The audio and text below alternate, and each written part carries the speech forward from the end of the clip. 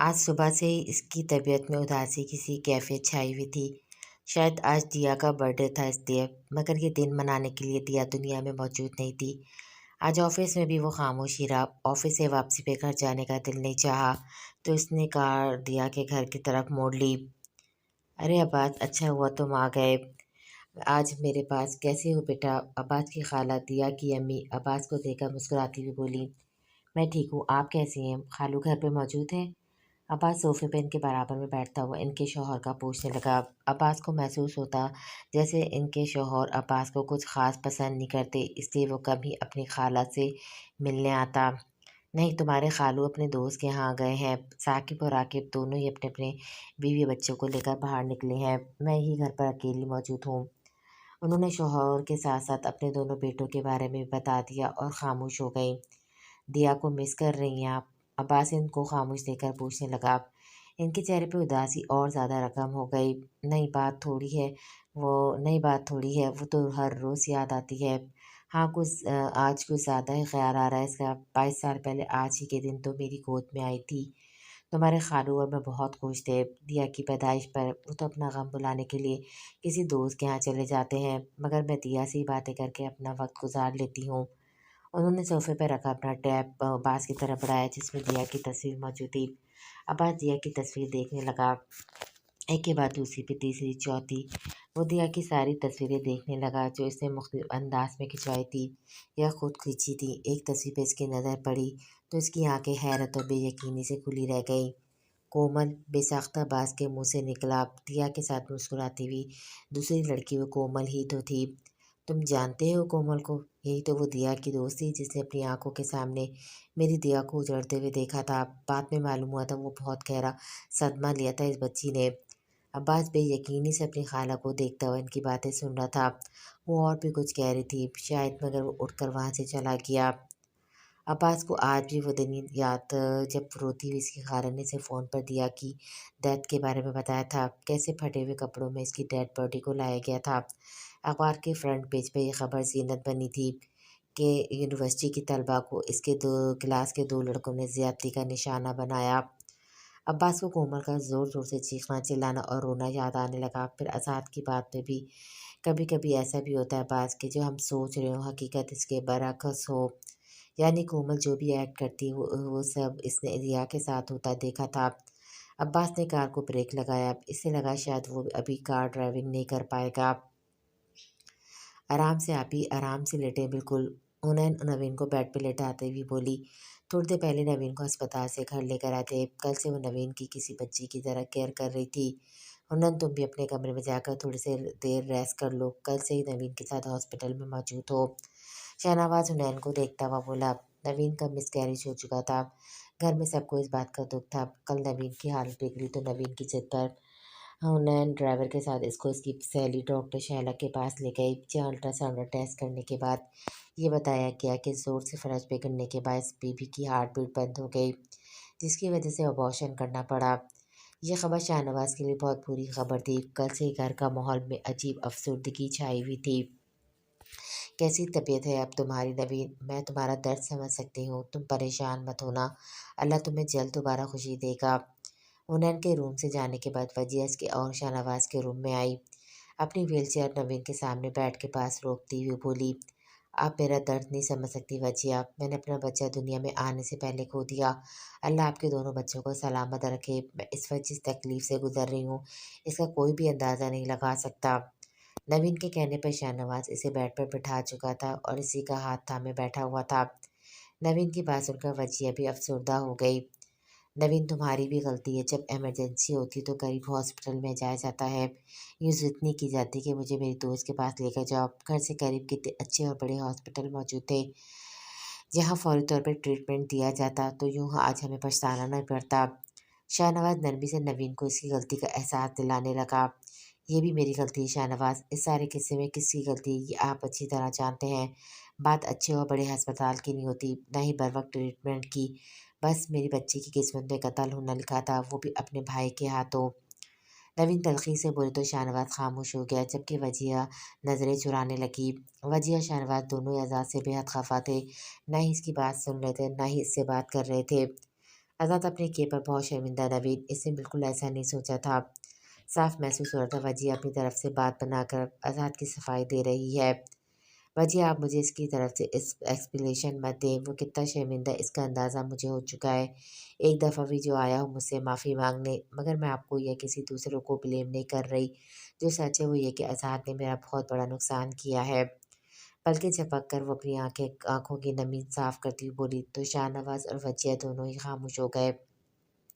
अच्छा बताओ क्या खाने का मूड हो रहा है? क्या बनाऊँ तुम्हारे लिए कुक से? वजिया बात बदलती नवीन से पूछने लगी। अभी तो कोई लाइट सी चीज़ लाऊं लूँगी। डॉक्टर की डाइट चार्ट के मुताबिक आप उन्नयन को मेरे पास भेज दें। मैं रेस्ट करना चाहती हूँ, वो भी थकी हुई है। क्या मेरे पास ही रेस्ट कर लेगी?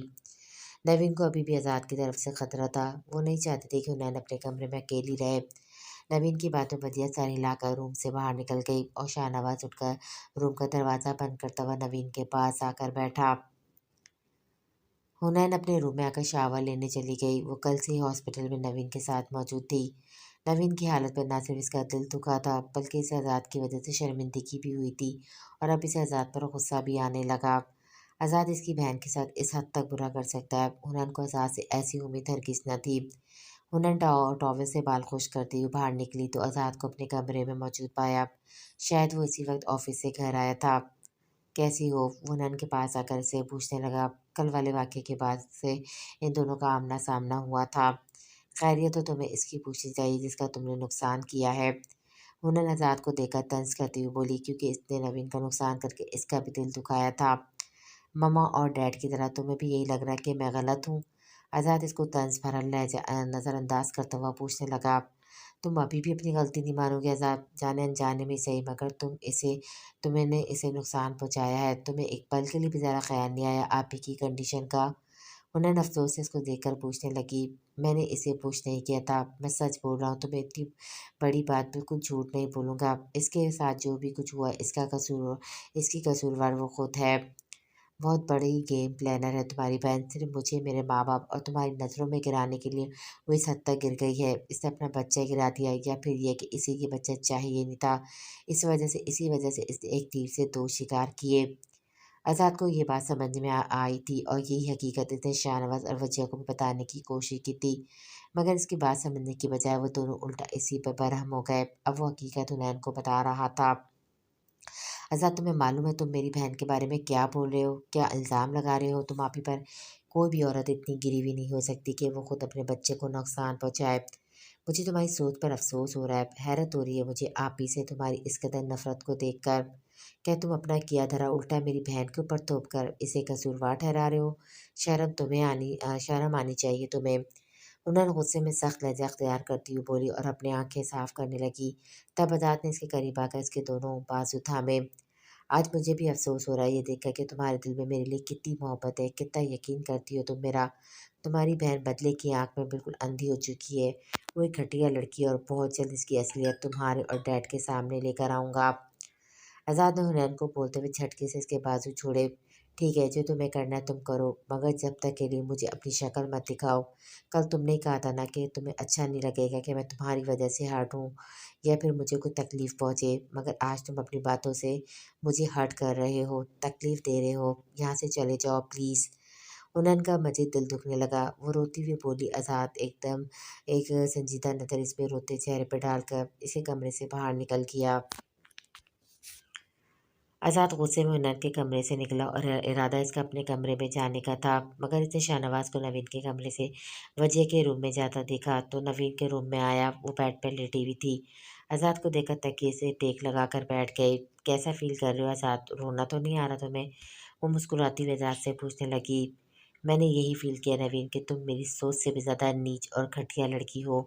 अपनी वक्ती जीत पर ज़्यादा खुश मत हो। तुम जानती नहीं हो तुमने किससे टक्कर लेकर बेवकूफ़ी की है। बहुत जल्द तुम्हारा ये मुकरा चेहरा डैड और तुम्हारी बहन के सामने लाऊंगा। रोगी तो तुम, वो भी आंसुओं से।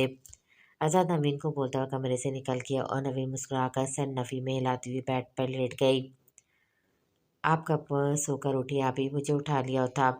नवीन ने कल रात को शाहनवाज़ को वजिया के पास भेजकर हुनन को जिद करके अपने पास कमरे में सुलाया था। तुम काफ़ी गहरी नींद सो रही थी, थक गई होगी ना, मैंने परेशान जो कर दिया तुम्हें। नवीन को एकदम अपनी छोटी बहन पर ढेर सारा प्यार आया और उसका गाल थपथपाती बोली, कैसी बातें कर रही हैं? आपको परेशान नहीं किया आपने? परेशान क्या हाँ होता है, वो तो परेशानी इस तकलीफ़ के आगे कोई मायने नहीं रखती जो तकलीफ़ आपने उठाई। हुनन बेड से उठकर बैठी और नवीन को देखती हुई बोली, तो नवीन अफसरदा हो गई। तुमने देखा हनी, कितना जानवर सिर्फ इंसान है। यह ज़ात मैं तुम्हें जब भी इस जंगली से, इसके शर से बचाना चाहती हूँ। मुझसे नफरत की इंतहा देखी इस इंसान ने। अपने ही बाप की खुशी का ख्याल नहीं किया और कैसे मेरे और शाहनवाज के बच्चे को। नवीन अफसर्दगी से बोलते हुए अपनी आंखें बंद की। आप ही वो अमन, इससे जानबूझकर नहीं हुआ था। खुद से इंसान क्या कुछ कर जाता है, इसे मालूम नहीं होता। आप प्लीज़ आज़ाद को माफ़ कर दें। उन्होंने छोटी सी कोशिश की थी कि वो नवीन का दिल आज़ाद की तरफ से साफ कर सके। नवीन ने उन्नन की बात सुनकर अपनी आंखें खोली। तुम्हें इससे इतनी हमदर्दी क्यों हो रही है? यानी इसका मेरे साथ सलूक देखकर तुम चाह रही हो कि मैं इसे माफ़ कर दूं? मेरी बात गौर से सुनो। तुम्हारे दिल में इसके लिए ये नरम गोशा पैदा होना बहुत गलत अलामत है। मैं हरगिज़ नहीं चाहूँगी कि वो सारी ज़िंदगी तुम्हारे गले का तोप बनकर रहे। मेरी कंडीशन स्टेबल हो जाए तो फौरी स्टेप लूँगी तुम्हारे लिए और आज़ाद को तुम्हारी तरफ से खुला का नोटिस भिजवा कर अब ये मामला यहीं रफा दफा करूँगी। तुम्हें इसके लिए एग्री होना पड़ेगा अगर तुम अपनी बहन से मोहब्बत करती हो तो। नवीन अब आंखों में सख्ती लाए नैन को कहने लगी, क्योंकि नैन की आंखें जो कहना चाह रही थी, नवीन चाहकर भी वो बात नहीं सुनना चाहती थी और नवीन को अंदाजा था नैन डर के मारे अपने मुंह से कुछ नहीं बोलेगी। अभी मैंने हमेशा आपकी बात मानी है, जो आपने चाहा वैसा ही किया। मैंने हमेशा कोशिश की कि मेरी बात से आपका दिल ना दुखे, क्योंकि मुझे मालूम है आपने मुझे पाला है। मगर प्लीज़ आप मुझे आज़ाद से अलग मत करें। इसने बेशक मुझसे ज़बरदस्ती निकाह किया है, मगर मैं इसके साथ रहना चाहती हूँ। मैं जानती हूँ आपको पसंद नहीं है, मगर आप मुझसे मोहब्बत करती हैं ना, तो फिर मेरी खुशी की खातिर आप इसे मुझसे जुदा मत करें। इसके बदले में आप जो कहेंगी मैं वो मानूंगी, बल्कि हमेशा आपकी हर बात मानूंगी। प्लीज़ आप ही इसका और मेरा रिश्ता कायम रहने दें। हुनन बेशक आज़ाद से खफा थी। आज़ाद के अमल से इसका दिल दुखा था, इसका ही नहीं सबका। मगर वो इससे अपना रिश्ता भर नहीं तोड़ सकती थी। नवीन की आंखों में तंबी और लहजे में सख्ती देकर भी इसने हिम्मत नहीं हारी, बल्कि आज इसने नवीन के सामने आज़ाद के लिए अपनी फीलिंग्स शेयर कर दी। दूसरी तरफ पर नवीन खामोशी से नैन को रोता हुआ देख रही थी और इसकी आंखों में आज़ाद के लिए मोहब्बत तो परसों ही देख चुकी थी।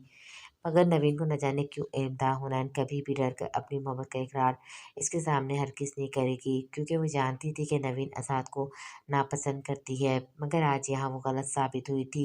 इसकी छोटी बहन आज़ाद के लिए इसके सामने रो रही थी, तो तुम यहाँ बाजी ले गए आज़ाद, मगर अपनी हार तो नवीन मिर्ज़ा तस्लीम नहीं करेगी। नवीन ने तल्खी से सोचते अपना सर झटका। अगर तुम एक घटिया इंसान के साथ रहना चाहती हो तो फिर मैं क्या कर सकती हूँ, मगर इसके बदले में तुम्हें मेरी एक शर्त माननी पड़ेगी। नवीन चेहरे पे पथरीले तासुरात लाते हुए बोली, तो नैन ने रोना बंद करके नवीन को देखने लगी, जैसे इसकी शर्त जानना चाह रही हो। और वो शर्त यह है कि तुम 2 साल आज़ाद को इसका शरई हक नहीं दोगी। मतलब साफ है, अगर वो बहुत ज़्यादा क्लोज होना चाहे तब तुम्हें इसे मना करना होगा। अगर तुमने ऐसा नहीं किया या आज़ाद ने तुमसे ज़बरदस्ती की और तुमने इसे नहीं रोका, तो फिर मैं जो कहूँगी तुम्हें वो मानना पड़ेगा। नवीन बहुत आराम से हुनैन को अपनी शर्त बताने लगी और हुनैन सख्ते की कैफियत में अपनी बहन को देखने लगी।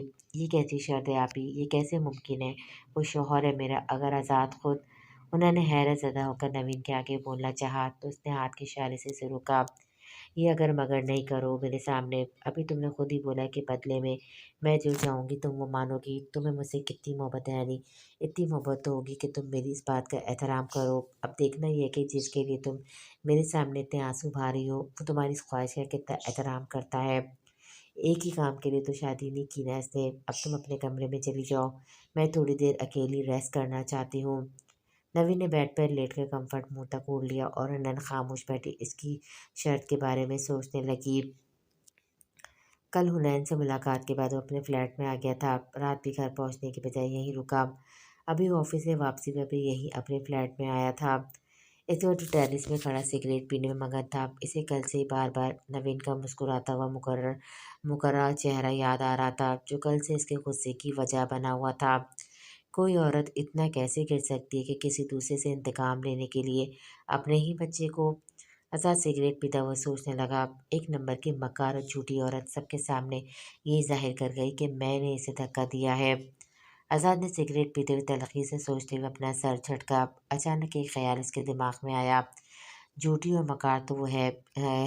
ये भी तो हो सकता है कि इसने प्रेगनेंसी का ही झूठ बोला हो। आखिर वो क्यों हनी को बार बार इसरार करती कि इसे अपनी फ्रेंड के पास ही जाना है, या फिर वो वाकई वो प्रेग्नेंट हो, अभी बच्चा नहीं चाहती हो। ऐसा करके इसने सबकी नज़रों में मुझे भी गिरा दिया और अपना मतलब भी पूरा कर लिया। आखिर कोई तो वजह होगी जो अपनी सहेली के पास जाने का इसरार कर रही थी। ये तो मालूम करना ही पड़ेगा। आज़ाद ने सोचते हुए सिगरेट का टुकड़ा फेंका और पॉकेट से मोबाइल निकालकर नंबर डायल करने लगा। वाजिद, 1 माह पहले तुमने डैड और नवीन को किस मेडिटेंटी होम में जाता हुआ देखा था? कौन सी डॉक्टर होती है वहाँ पर?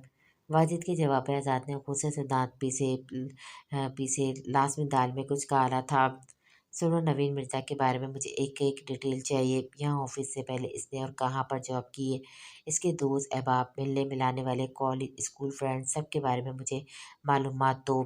आज़ाद ने वाजिद से बात मुकम्मल करके अपना सेल फ़ोन पॉकेट में रखा और रूम में आकर कार की कीज़ उठाता हुआ फ्लैट से बाहर निकल गया।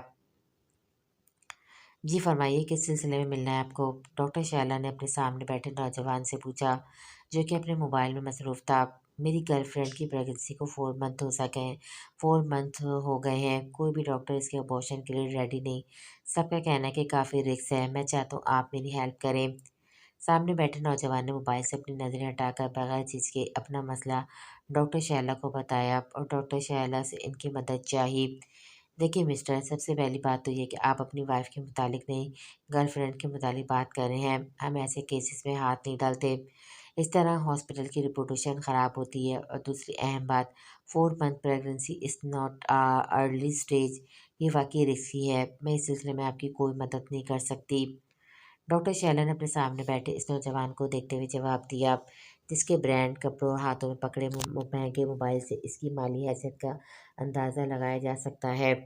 डॉक्टर शैला की बात सुनकर इस नौजवान ने अपनी पॉकेट से नोटों का एक मोटा मोटा बंडल निकालकर टेबल पर रखा। डॉक्टर शैला ने एक नज़र टेबल पर पड़े 5,000 के नोटों के बंडल को देखा, फिर इस नौजवान को जो अब डॉक्टर शैला की तरफ देख रहा था। आप क्या समझ रही हैं मैं इन पैसों की लालच में आकर अपने प्रोफेशन से बेईमानी करूँगी? वो अमाउंट काफ़ी ज़्यादा थी, मगर शैला को ये सब बोलना पड़ा। इस नौजवान ने दोबारा एक और ऐसा ही बंडल निकाल कर टेबल पर रखा। बेईमानी कैसी डॉक्टर? ये तो एडवांस पेमेंट है। बस मैं चाहता हूँ कि आप मेरी हेल्प करें और मेरी गर्लफ्रेंड और मुझे इस परेशानी से निजात दिलाएँ। अब की बार वो नौजवान पैसों के साथ-साथ खुद भी इंसल्ट करने लगा। देखिए, आप समझने की कोशिश करें, ये वाक़ई रिस्की है। डॉक्टर शैला ने टेबल पर पड़े पैसों को देखते हुए एक बार फिर इस नौजवान को समझाना चाहा। आप इसकी टेंशन मत लें, चाहे तो आप अभी मुझसे किसी भी पेपर्स पर साइन ले सकती हैं। मैं रेडी हूँ। नौजवान अब पैसों का बंडल डॉक्टर शैला की तरफ सरकाता हुआ बोला, ठीक है, फिर कल आप मेरे पास पेशेंट को ले आइएगा। बाकी की अमाउंट में केस करने के बाद इस तरह कैश की सूरत। डॉक्टर शैला नोटों के बंडल की तरफ हाथ बढ़ाते हुए कहने लगी तो आज़ाद अपने मोबाइल से वीडियो बनाई गई वीडियो चेक करने लगा। आज़ाद के मोबाइल सुत अपनी आवाज़ सुनकर डॉक्टर शैला के हाथ से रकम टेबल पर गिरी। वो गुस्से में घूरकर आज़ाद को देखने लगी। रिजल्ट काफ़ी अच्छा है इस कैमरे का। देखें कितनी प्यारी लग रही हैं आप इस तरह टेबल से पैसे उठाते वक्त। आज़ाद मोबाइल की स्क्रीन पर रोककर डॉक्टर शैला की तरफ करता हुआ मुस्कुरा कर बोला, किस न्यूज़ चैनल की रिपोर्टिंग कर रहे हो तुम? डॉक्टर शैला गुस्से में आज़ाद को देखती हुई पूछने लगी, क्यों आप उल्टा मुझे पैसे देंगी? घबराए नहीं, मैं किसी न्यूज़ चैनल का नुमाइंदा नहीं हूँ। आज़ाद मुस्कुराकर नोटों का बंडल वापस अपनी पॉकेट में रखता हुआ बोला, मैं तुम्हारी हेल्प कर रही थी और तुम क्या चाहते हो मुझसे? डॉक्टर शैला को इस नौजवान पर काफ़ी गुस्सा आ रहा था। ये अच्छी बात है कि इंसान फ़ौरन काम की बात पर आ जाए। अब आज़ाद अपना मोबाइल भी पॉकेट में रखता हुआ बोला, तो डॉक्टर शैला, मुझे तुम्हारी मदद नहीं, गवाही चाहिए, जो कि अगर तुमने नहीं दी तो ये वीडियो एक चैनल पर नहीं, हर न्यूज़ चैनल पर चलेगी। फिर वाकई तुम्हारे इस हॉस्पिटल के साथ साथ तुम्हारी रेपुटेशन को भी मिट्टी में मिलने से कोई नहीं रोक सकता। आज़ाद बिल्कुल नॉर्मल तरीके से अपना काम न करने की सूरत डॉक्टर शैला को भयानक नतज से आगाह करने लगा।